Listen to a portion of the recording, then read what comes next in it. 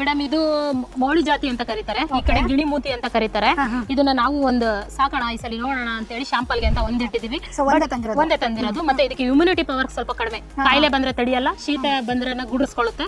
ಮತ್ತೆ ಇದಕ್ಕೆ immunity power ಕಡಿಮೆನೇ ಇದೆ, ಕಾಯಿಲೆ ಬಂದ್ರೆ ತಡಿಯಲ್ಲ ಮೇಡಮ್.